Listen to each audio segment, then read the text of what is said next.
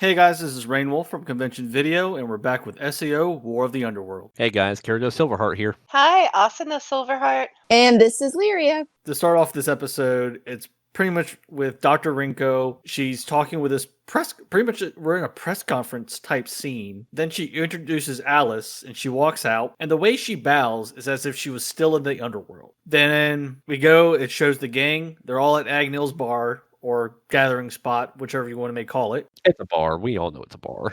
It is a bar. Yes, It's basically a pub. It's a pub. They're talking on about what Alice wanted to wear originally. Yeah, I love the comment about even Wrath doesn't have enough money to make her solid gold armor, do they? Jumps over to the press conference, and then the first question that comes up is like, what makes her different than regular AIs? Okay, so as far as an anime goes, I'm actually kind of glad to see this ethical conversation come up, just for the simple fact of that this is something that has been in the pop culture mindset for quite a long time. I mean, you can look back all the way to things like Blade Runner with Harrison Ford, when they were talking about, the androids versus humans and what's the difference and how can we trust them. Even modern day, there's a lot of fear and speculation that machines, robots, AI are going to put people out of work. They're going to take over the actual industry where, unemployment's going to be higher. And that's a genuine concern, for a lot of people. I do like the fact that they were just like, no, we're not looking to put them in the workforce. We want them to integrate into society and be treated like people. The other funny thing it's like the guy that answers the first question or asks the first question, can you show us this brain of what you call the brain now? And then Alice stops Renko from making her comment about the situation, and Alice goes, okay, but first you will need to show me your brain. Great. You'll have to prove you're not a robot to me. That's pretty much what she's saying. And I think Alice just very much she's not gonna bow down to anyone. She's gonna still very much carry herself like she's in the underworld. She was an Integrity Knight, and she's just not. Alice has always been, even since she was a child, she kind of tests the limits and the structure. So she's not having it. His smart ass comments, not he's not getting that over on her. It was nice. That was pretty funny. She owned that press conference. Oh, that she did. One of the things I love is the fact that she's using her synthesis name and not her human name, because I think that's kind of a choice between Rinko and Alice together. Even though this doesn't come up as a discussion, I think this was probably a choice between the two of them, and possibly even with the other humans that she's talked to. It's because if yes, they want Alice to integrate into society and they want to make it so that Fluctlight AIs in the future can integrate into society, but starting off giving her a human last name like Zuberg kind of throws a monkey wrench in that, mentally in the minds of open society. If we actually consider her, synthesis whatever, then it's one of those things of, okay, this is the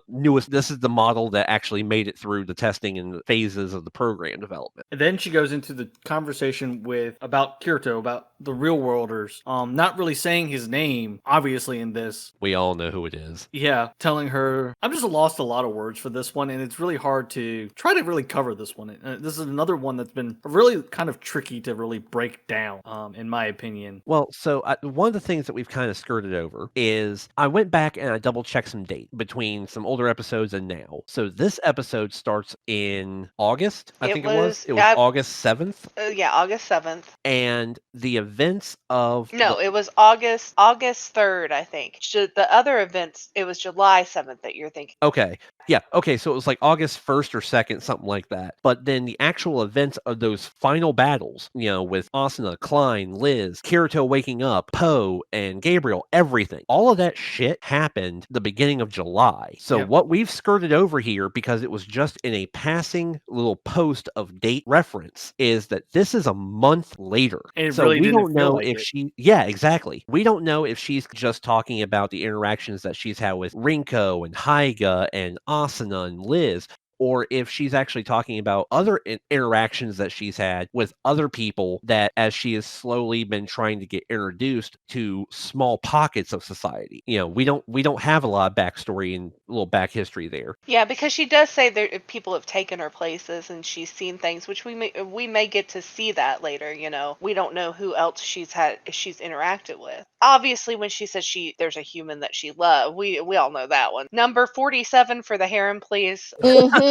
Yes, let's put another marker here. Who had Alice for harem bingo? Pretty much. So, but it is. It's like he said. There's been a lot of time. There was a lot of time that we don't really know what happened with Alice or what was going on. Well, so yeah, because you got to think once JSDF was able to actually get back onto that ship, check on everybody that's there, check on the situation. After Gabriel's troops left, the whole safety check, all the government involvement, who to hold the blame on. There's a number of things that went down as soon as they reached land. Yeah, so I think this would be a good time to go ahead and move slightly past the conference and go to what we see on Turtle. So now we have Hyga watching the conference from his main huge terminal that we always see him at, and it cuts to what looks like a news or a talk show discussing the conference being aired. And they're making comments about the situation that happened on the raft a month earlier, the invasion, the fights, and we are told in this whole thing that Kiku is dead. Yep. I immediately looked at Asuna and I'm just like, fuck, they actually killed him? I was like, what? The thing is, for me, I didn't really think he was dead because with the importance he is, like, even though it doesn't seem like he has a lot of importance to the story, he really does, because he's the one that kind of brought everything into play. He's the one that keeps kicking Kirito into these situations. Yes. Ergo, kicking everybody else into the situations because they're all just like, no, we can't let him do it alone. Yeah. But no, so I mean, immediately that was, blown to be complete bullshit. Yeah, because he comes here strolling Kiku in walking frame in and having in a like a conversation with Hyga. Hawaiian shirt. Oh my god, that Hawaiian shirt. I think Kirito is a little jealous there. He's a little jealous of the Hawaiian shirt. Yeah, he looked like a bad version of Magnum PI without the mustache. It was pretty rough. But, they discuss it, and there's a lot of information in that scene. You learn that, there's people in their own government that was playing against them. Yeah. Finding out it was actually the vice minister. Yeah, I didn't see that one quite coming, although, government corruption. Yeah. That was like, so you find out a lot of information about how this all happened, how this went down, and the fact that they've been played. So I think it's only fair that he plays them right back, because he said they're going to look for somebody to blame. He's like, it's not going to be me. Yeah, and he I'm he even calls it out that now that he's been taken off the board as a pawn, put all this shit on, now they're going to be scrambling for the next month or so to figure out who to blame. Yeah, and which buys them time to get shit fixed. And the funny thing is, they could have thrown the blame either to Renko, to Hyga. They could have thrown it to any of them. But the only one that was actually in pretty much highest command, that was actually involved with the government itself, was Kiko. Yep, lieutenant commander or lieutenant colonel, whatever he was. But yeah, it's interesting to find out now. So he is classified officially dead. The raft has been taken over by government forces, and Rinko is now in charge of raft, of that whole program and facility. So I'm like, okay, well, that makes more sense why she was the one giving the presentation of Alice. Makes a lot more sense to me. Aside from yes, she was involved in the situation, and yes, she does kind of feel a connection with Alice because of all this. Well, she has that promise to Asuna as well. And then also, the funny thing is that as soon as we come back over to Alice and Rinko, there's another reporter that asks a question, and the way she presents the question, and the way I saw it is like, in my head, oh, we're gonna have an iRobot situation. Pretty much what she was asking. Exactly. This is the point where the human rights and everything come up. And again, like I said, that's a valid discussion to have, even in an anime like this, with the way that they've taken the story. I did think it was interesting how Alice, she kind of had that 2-moment reaction, or she had a double reaction, because we'll talk about this in a second, but there's another situation that she is sensing that happen, but then also at the same time, it's right at the same time that Miss Rinko makes the comment of the Fluctlight AIs, as we're calling them right now, would only rise up and turn against us under one condition, and that is if we turn on them first. Yep. And I'm like, yeah, I mean, if you program them right. I mean, if you're my mentality of it is you're basically raising them to be copies of a human soul. There's no way. Yeah, there's no way to tell if there's going to be some kind of a seed of corruption in there. They're not built in the normal standard standard AI fashion where it's bits and coding there, here and there. No, Yeah, this isn't like Yui. This is a thing that's pretty much born into existence in pretty much a digital fashion. It's just interesting on how they're going. And she does bring it up that even if they did want to bring them into the labor, it takes so much time to develop one of the AIs that what Alice is. And then with Alice also getting that feeling, we jump back over to the turtle. Yeah, and we see a Fluctlight monitor that's react. Well, we already had in the opening segment before the credits, we already had a pan through showing that Asuna and Kirito were still in the STL. So, obviously this can only mean one thing. That they're Someone's finally waking up. Something's going on. Alice leaves the conference, comes rushing back to Raft right after Kiko and Haiga go walking in to see what's going on. Then Kirito wakes up, but you see that he's not fully there. There's a lot going on in his mind. He's there. I think what it is, he's there. It's that 200 years have passed. He is more than what he ever was before. He knows more. He's experienced more. He has boundless You have amount. that 200 years plus the time before that 200 years. Mhm. So he has, give or take, because of 2.5 years he spent with Yujio in the village, he probably has a 205 years, give or take. roughly, Probably, yeah. I roughly. mean, that it's a huge amount of time that, Yeah, and I would almost argue, the history before that, but then I also remember they wiped his memories after each session. So yeah, I would estimate between 205, 207, somewhere around there. I just feel like the wake up though was a little bit anticlimactic. I don't know. It just kind of. They had to be quick about it because Yeah, they did. the but- longer they retained everything from those 200 years, the more than likely they would lose. Yeah, I definitely understand. It just, I don't know. It just kind of happened. Like, boom, there it was. It's like, oh, okay. Yeah, he I basically carry looks it, at, though. he basically looks at Kiko and Haiga and was just like, "We did what we needed to do." Well, he I talked love- to Alice first, telling her that Yeah, her sister yeah. is in a pretty much a frozen state Yeah, she's in a suspended animation state. in the cathedral, pretty much the spot where they actually first found Alice when they were raiding the cathedral. Yeah, it's actually the same spot where Kirito, Yujio, and Alice all fought right before the administrator battle. Then he tells Haiga to delete the memories. Yeah, and he says the Queen and I have finished what we needed to do. And I could see where that wording would come from his mouth just out of habit. Mm-hmm. Because you're 200 years of spinning in the underworld, pretty much creating another world. Yeah, they're building something. They have built something almost anew because what it was before is no longer there. And you saw how like everyone, it's a later thing, but you do see kind of some stuff Yeah, too. and we're not even that far. Yeah, it shows that what they were to the people, but you would expect them to be that to the people. So they were almost treated like royalty. They were almost up there. They brought people together. They pretty much became the new administrators in a way. Yeah, that's actually a good way to put it. Because then after he tells Haiga to delete the memories, they jump over to pretty much where Kirito's in a hospital bed. He's just getting up, then a knock at the door. It's Asuna. Asuna comes sitting on the bed behind him, putting her hands on his shoulders, and then busts Kirito. I love it. Starts rubbing his shoulders. She's like, "Yeah, you're basically 90% of the man you're supposed to be." And then it's like, He's like, "Get off!" correctly. I love it. He was like, "Will you stop busting my balls? I've been bedridden for over a month." We also talk about how cute her hair was. She looked adorable. Her outfit was adorable too. Yeah, she looked great. She's I thought it brought was wonderful. more of from the time they spent there, even though they have forgotten everything, the maturity, I would Yeah, say. they've grown. I mean, yeah. And I'm sorry, yeah. am I the only one that noticed she brought in blue flowers? Yes, Like blue roses? Yep. I mean, come on. There's that was sweet.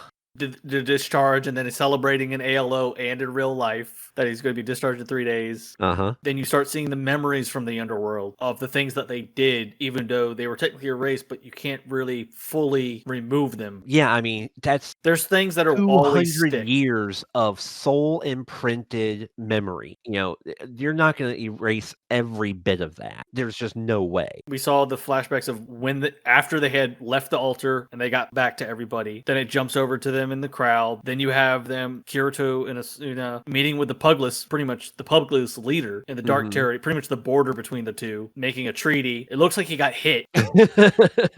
I'm not sure by him or he. I honestly think it kind of goes back to that whole like bromance thing that him and Klein have. Yeah. I think it's a mutual respect thing of it also looks like it's not happening very long after the battle too. No. So it's one of those things of like like he's, they're all still kind of recovering from, every bit of shit they just went through. So, he's standing there and he was just like, hey, thanking him, congratulating him. They're showing mutual respect, appreciation for each other. And they're just like, okay, now let's all work together to build this baby back up. And then we get all these flashbacks. Then you see him in Asuna's arms. He's crying. And then you hear the voice of Yu-Gi-Oh. This tore me up again. Every damn time you hear Yu-Gi-Oh come through, it really hits me. It's like, why do you have to keep bringing him back? Everybody knows how torn up he is with Yu-Gi-Oh. We have to cry, you guys. We have to cry. Because the bond that those two have with growing up pretty much to the way they have, but also deep down, you very well know that he feels bad that he was not able to make Yu-Gi-Oh strong enough with the administrator situation. Those two are probably my favorite, character pairing, not pairing, but you know what I'm saying, relationship. The on the show. they have a very brotherly, loving, brotherly relationship. Yeah, it's very, ships aside. It's very loving and it's very caring, and it does. I do think Kirito does feel bad. I think part of Kirito wishes he had been able to save him. Yeah, part of him wishes he was strong enough to train him to be strong enough to save himself. Yeah, because there's another thing you also got to think about is Yu-Gi-Oh sacrificed himself, to save and help Kirito. Kirito's not really used to that. No. This is the first person that's fully laid down their life for him. And they pretty much have the point, because you got to remember how Kirito fully laid down his life. Because granted, Asuna did it at the end of SAO in the fight with Heathcliff, but she didn't die. No. Because he went God mode, killed Heathcliff, and it fixed everything. Yeah. But this is the first time that he is not in any way whatsoever going to be able to bring somebody that he cares about and that he loves and that laid down their life for him back. It's heart-wrenching. And then also you have the points of, because you got to remember the life Kirito had growing up, losing his parents, keeping him pretty much secluding himself from everybody when he was younger. Then you have to go through that same age time frame, but with somebody that's pretty much a brother. Yeah, exactly. And I mean, the only person he ever really opened up to as much as he would anybody else would be Asuna. He's got that, Between kind of with Yui and Shinon. Yeah. I mean, he's a little more vulnerable. He's most vulnerable with us. You see some of it with Yui. You see a little bit more of it with Shinon. And we're starting to see more of it with Suga, Lifa, but at the same time, he doesn't, but at the same time, he's never had that really close bond. I mean, even in the fights and stuff that him and Klein have been in together, or him and Egil have been in together, he's never formed that much of a blood brother bond as he has with Yu-Gi-Oh. They were two parts of a whole, though. It's kind of like the yin. They were the yin and the yang. Yeah. Yeah, it's very much that yin yang feeling that it's been like that all season. It's like Kirito's the dark, Yu-Gi-Oh's the light, and it was very much that side by side chemistry. I kind of laugh at that yin and yang situation at the moment, but I'll bring that up later. Yeah, but it was that chemistry that was there. It's like, I mean, aside from, like you said, other than like Asuna, or even like Alice did take care of him. Alice did care for him when he was just completely unable to care for himself. Because of the bond that he formed with her while they were climbing the tower after their fight. And I think also she, even if she doesn't remember the childhood, she knows bits and parts. She knows there's something there, and she also knows, she felt responsible too, and I think that was part of it as well. She felt responsible, and that's why she chose to take care of him, and that's what she needed at that time, because she honestly had lost everything else. She wasn't sure which way to go. No, she was an integrity knight that had been lied to, and she had nothing else, and I think that's important. I think that shows something with their relationship. They were both there when the other one needed it. Then we have Mr. Kiku stopping by. It doesn't really look like him at first, but it really doesn't. Like, the dude has, I don't know. Did you have plastic surgery in the last 24 hours or something? Yeah, I'm sorry, but even when he walked in with like the Hawaiian shirt and the sunglasses, I was like, something looks different about him. And I don't know, maybe it's just the mental framing I've had of him, so far throughout the series and stuff. But it's just, he seems cockier. Yeah, because he's not restricted anymore. Yeah, he almost seems cockier. He seems a little more, I don't know, loosey-goosey to a bit. I mean, you don't get much more loosey-goosey than wearing a,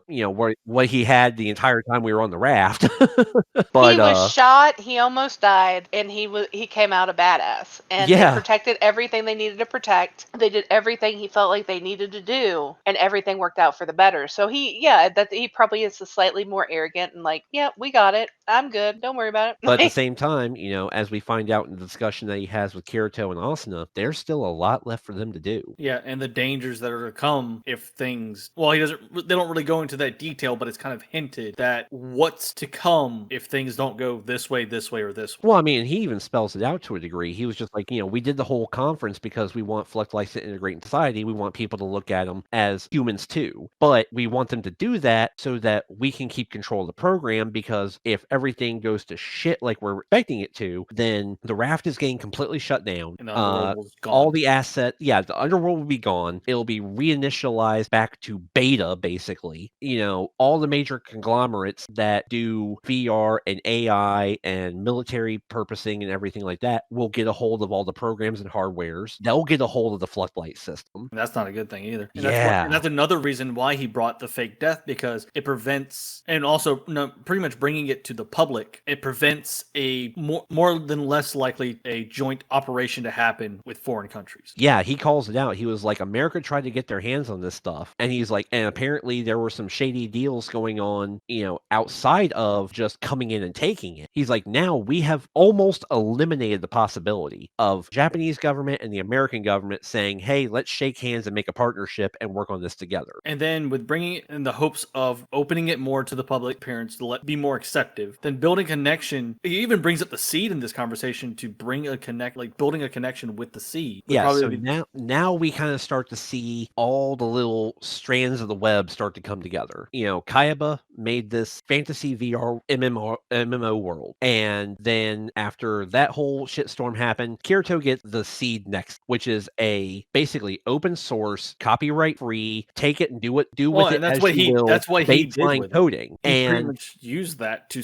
create the world the way it is now. yeah, and so everybody has been taking that baseline of the seed, and they've made Gun Gale, they've made they've expanded ALO, they recreated Aincrad, using it, and they've made all of these hundreds of thousands possibly different VR MMO worlds based on the source code of the seed from the original SAO. So now they have taken that and used it as a base guideline and base coding to make the Underworld. He was trying to connect it to the seed because right now without the satellite connection, there's no way for anyone to have access to it. Right, but I mean, if I'm not mistaken, it was actually established like near the beginning of the whole Alicization story arc that they basically took the concept of the seed. They did, but and it's not isolated fully connected to it. Right, that's what I'm saying. They isolated it into its own server, basically. Use the base coding of the seed to make the Underworld, and now they're wanting to integrate the Underworld into the rest of the Nexus. And the only problem with that is bandwidth. Yeah, you have to have the highest possible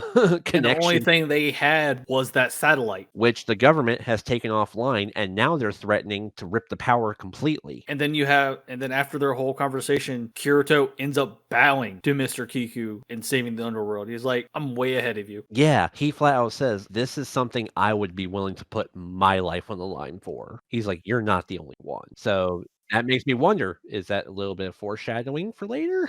I have a really feeling because this is a project he has put his life into. Literally, he took a bullet last time. He almost lost that life protecting it. Put so much into and then you even saw how he reacted during the whole situation that went down. We know he's very dedicated. And then this is where I have some worries right here. Haiga's room. Finding out what he actually did. Oh, and Kirito and I both said it. Like, we were both like, oh, we really liked Haiga. What is he doing? But with this, what is he doing? Oh. I get where he's coming from, for a person to be able to survive 200 years. Yeah, he's infatuated with it. The concept of it, the fact that the soul has made it that far. He is curious, and curiosity killed the cat. And I mean, he's playing with fire. I don't think he knows it yet. I feel it. This doesn't feel right to me. Maybe I'm wrong. Something's wrong. Very wrong. Then we get Kirito. They actually anticipated something of this sort happening. And I'm kind of not surprised they kind of guessed that something like this would probably happen. Yeah, Kirito's always thinking like 3 steps ahead. And they had a game plan. So, and then Haiga goes into the point of asking, if you knew that this was a possibility, what was your contingency? And he's like, well, if goes in, asks like only if one was copied. It's like, what if only one was copied? And then he goes and says, oh yeah, Asuna actually, at first he's saying the Majesty, then he says Asuna. It's like, if Asuna was the only one copied, she would have herself deleted right away. If both were copied, she'd use that little time we have left to unite the real world and the underworld. Kirito, this is where I get really iffy feelings on, and then also the next page after this. Yeah. If Kirito was the only one copied, he would fight for the underworld because he is that world's protector. Yeah. And you also got to think about the fact, now I know that this is a Fluctlight talking, but this is Kirito's Fluctlight. This is Kirito's Fluctlight after 200 and some years in the underworld. You can hear it in his vocal pattern. This dude is worn down. He is almost broken to a degree, but at the same time, he is resolved. He is firmament on his ideals of protecting everyone in the underworld and the underworld itself. And the thing is, Usuna,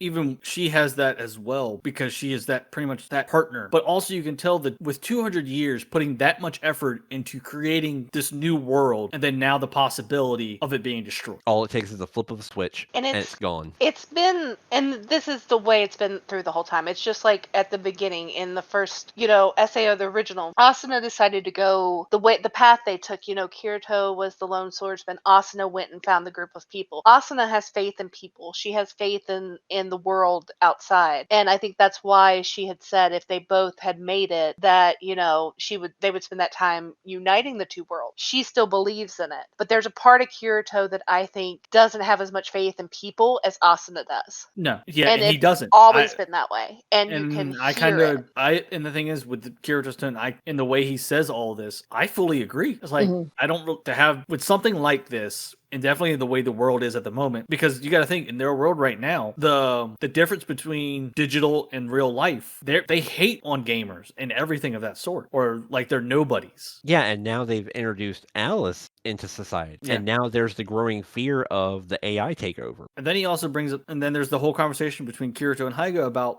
the things that needs to be there to keep the underworld alive: maintenance, networking. Yeah, the security, the integration, the networking, the power supply, everything that we've already kind of had feelings about and worries about after the conversations that Kiko had with Haiga and with Kirito and Asuna. It's like, we're getting ready to lose all of this if the government just comes in and flips a switch, basically. It's like the underworld will be gone, everything will be reinitialized, they'll tear it apart and they'll do what they want with it. And the nice thing is, though, with it being with a nuclear reactor, they have 4 to 5 years power. They don't have to worry about the power going out. All they have to worry about is mainly everything else. Yeah, somebody coming in and literally disengaging the system. It's one thing to have power. It's another thing to have that power, removed, or interrupted, or the whole system just being taken down. And this is where my main worries come into Kirito, and where Kirito brings up Akihiko Kayaba, or also known as Healthcliff. This is where things get real sketchy. I am so worried right now after hearing this conversation and hearing the tone that Kirito uses. Even Haiga calls it out. He's like, did I just make the biggest mistake ever? Have I literally been playing with fire and I'm about to get burned? Because now he's just like, he realizes, he's like, Akihiko Kayaba survived. A part of him survived. And he was in that robot's vessel. Then the robot disappeared. We still don't know what happened to the damn robot. And then now he's got this 200 and some year old Fluctlight of Kirito who is ready to go to war again to protect the underworld. And there's no one there to keep him balanced. Exactly. And that was a discussion that Asuna and I had, was, yes, Kirito has always been the one who will do whatever it takes to get the job done. And this is why we bring up the point of that he is the dark and Asuna is the light. Yeah, that yin-yang balance. Because if you think about it, there's no guarantee that, with Kirito having the flashes and insights and memories that he still has that are tormenting him, and still hearing Yujio's voice in his head, there's no way of knowing or guaranteeing that stayed with Kirito, that some of that didn't stay with the Fluctlight Kirito. The Fluctlight Kirito could basically be all of those experiences for the last 200 and some years, and it could be all this just visceral hate and anxiety that has built up wanting to protect what he has fought and fought and fought for, and now he doesn't have Yu-Gi-Oh, he doesn't have Asuna, he doesn't have Shinon, he doesn't have Lifa, he doesn't have Yui, he doesn't have anybody. He has the ones in the underworld, but and with 200 years, we don't even know if any of them are still alive. Right. And on top of that, we also don't know that they wouldn't just go along with whatever he wanted to do. Yeah. He is a very, very influential character. There are some with this, even though these memories were erased from Kirito, but they're still lingering. I still have some worries on the real life Kirito, on what is to come about. Thankfully, he does have Silica. He has Asuna, Shinon, Agil, Ego Klein, Liz, just everybody there for him. Because if the real life Kirito tried to pull a stunt that the Fluck-like Kirito is trying to pull right now, he'd be getting a beat down. Yeah. He would literally have a mob stopping him. No matter what he wanted to try, he would have those voices of reason turning the whole thing around on him. And somebody would rat his ass out. Yeah. I think Kiku probably would. Yeah. But, now you've got Fluck-like Kirito wanting to track down and integrate and work with Akihiko Kayaba's Fluck-light. I mean, let's just face it. At this point, Kayaba is a Fluck-light. Yes. I mean, there's no other best way to put it. I think right now, even once things start to go into play, I think the Fluck-like Kirito will be perfectly fine. He will pretty much stay his ground. But till that moment, something is to happen to the Underworld. That's when he's going to react, and it's not going to be pretty. Yeah, I think this is really setting us up for a situation where we're going to see basically Kirito versus Kirito. Yeah. I mean, I kind of see this coming down to it. Anyone else have anything on this situation? Because we have the last scene, because we're going into Kirito's home. He's laying in bed. It's just hard to see Kirito like this. Definitely he's been pretty soft these past couple, not like in a soft manner of person, but just vulnerable. Yeah. I mean, I keep using this term. He's broken. He's not as hard and as internalized as he's always been. Finally everything is just hit him, and then he just can't take any more of it. Yeah, he lays in his bed, and all he has are just these flashes and visions of Yu-Gi-Oh, and hearing Yu-Gi-Oh's voice. It's like, wake up, Kirito, and you need to do your studies, and are you playing the key off me again? They're beautiful memories. They're beautiful, fun memories, but they're tormenting him because it was somebody. He grew up with him. He had more of a life or a growth in the underworld than he did in actual real life. Because you got to remember the torment he went through growing up as a child, some incident that happened with his parents that he was physically there. And then now he went to go live with his cousin, and he didn't really want to accept anybody. So he kept himself closed up. Yeah, he turned to the virtual world.